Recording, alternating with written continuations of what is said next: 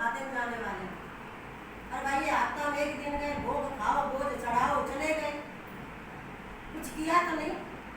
ये बाबा की दुकान है, ये बाबा की क्या है, दुकानें हैं।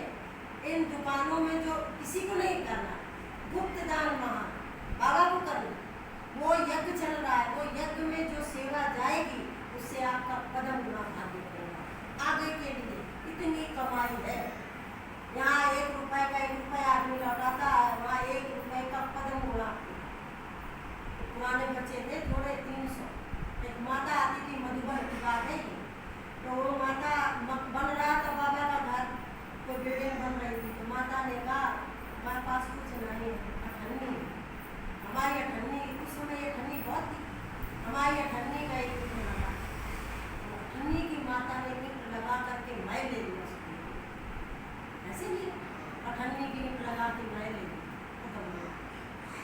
तो वो खाता खोल के जब देखेगा तो कुछ है ही नहीं हमारा, तो हम किस कैटेगरी में जाएंगे, कौन पद पर बैठेंगे और सतयुग में क्या बनेंगे, ये हम खुद ही विचार कर सकते, खुद ही सोच सकते। इसलिए भगवान के कार्य में दिल खोल कर करना भी है और दिल खोल कर सेवा भी, तन मन धन तीनों लगाने।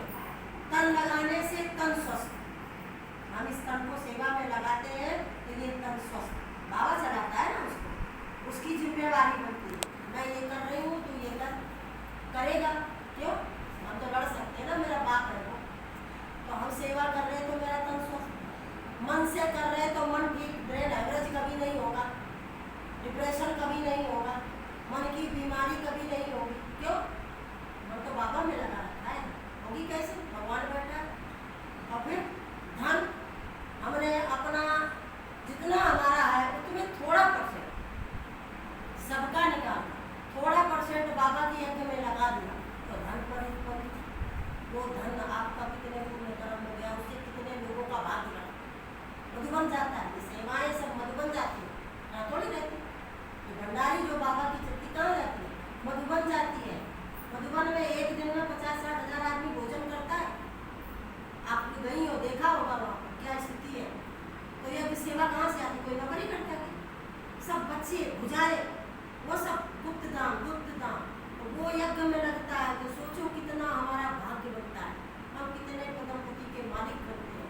और ये तो वैसे ही जाने वाला टाइम खत्म है, अभी माँ बिना शुरू होगा तो आत्माएं इधर भागेंगी।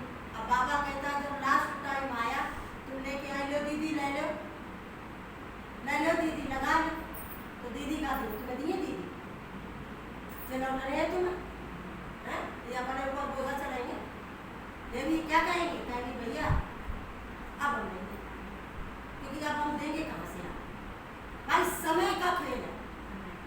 आकाशवाणी हुई, बंदरिया बैठा था पेड़ सामने सरोवर था, आकाशवाणी हुई, सरोवर में कूद जाओ, परी बन जाओगे। 1 सेकंड में बंदरिया कूद गई, अब बंदर सोच रहा बैठा कूदे कि ना, अब बंदरी कूद गई, अब वो परी बन गई। अब जब बंदर ने देखा ये तो परी बन गई, छलांग लगा दी बंदर ने तुरंत उसको देख कर, और छलांग लगाई, टांग लगड़ा हो गया। अब शरीर छोड़ा गया भगवान के पास, भगवान से कहता आपने तो बात ही किया, वो कूदी तो परी बना दी, हम कूदे तो लगड़ा कर दिया। बाबा ने कहा समय का खेल है, समय का महत्व है। जब वो आकाशवाणी हुई थी वो तुरंत कूद गई थी, और आपने संशय किया, सोचने समझने का टाइम निकाला और बाद में कूदे, उस समय नहीं था परी बनने का, टांग टूटने का समय था, तो टांग टूट गई थी। तो अभी क्या है, अभी समय है, अभी जो करोगे वो खत्म होना होगा आपका, और अंत टाइम में जब विनाश शुरू होगा, जब हलचल होगी, तब अगर भागोगे सेंटर की तरफ, जो धरोहर निकाल के दे दीदी को, तो दीदी नहीं देंगी, क्योंकि दीदी देगी कहाँ से, देने वाला वो है, और वो लेगा नहीं उस समय, लास्ट टाइम में भागने का टाइम होगा, भागो यहाँ से, याद करो बाबा को, शरीर छोड़ो अपने, तो उस समय ना दे लेंगी ना भगवान लेगा आपका, है ना, जो लेगा उसे भरना पड़ेगा। बाबा भी कहेगा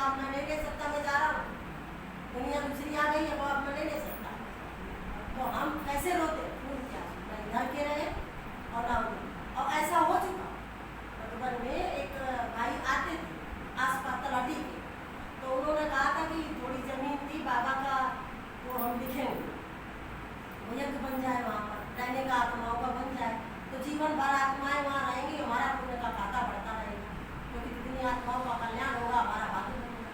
हर समय बीमा का जैसा पॉइंट आता रहेगा उसमें, हुंडी भरती रहेगी उसमें।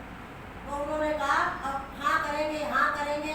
बाबा कहता गेंगे नहीं करना, करना है तो तुरंत दान वहाँ कर ले, पता नहीं कल हम रहे ना रहे, सेकंड का भरोसा नहीं है।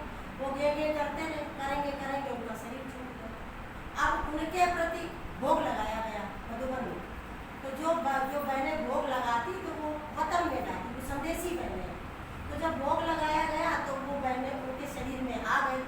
अब वो इतना फूट फूट कर रोए बाबा के सामने, बाबा कागज ले आओ हम रजिस्ट्री कर दें, बाबा कलम दे दो हम रजिस्ट्री कर दें। बाबा ने कहा गई, बाबा ने कहा बच्चे ये शरीर तुम्हारा नहीं है, आप दूसरे के शरीर से रजिस्ट्री नहीं कर सकते, आप अपने शरीर से कर सकते। आपकी प्रॉपर्टी थी और खुद का शरीर था, तब आपका मैं लेनदार था और पदम गुना देनदार था। लेकिन आपने शरीर छोड़ दिया देने करके, तो वो संदेशी के तन में आकर के आप रजिस्ट्री नहीं कर सकते। आप फिर खून के आंसू रोया हुआ था, लेकिन नहीं किया था। तो वो मैं बता रही हूँ, महत्व बता रही हूँ कि अभी जो करोगे तो भाग्य बनेगा। तो हमारा कहने का भाव से इशारा यही है कि जो कुछ है अपना निकाह, अपना करने के बाद थोड़ा बाबा की जिंदगी के भंडारे के लिए कुछ भी करके निकालो। क्यों? क्योंकि उसी से आपका कल्याण होगा।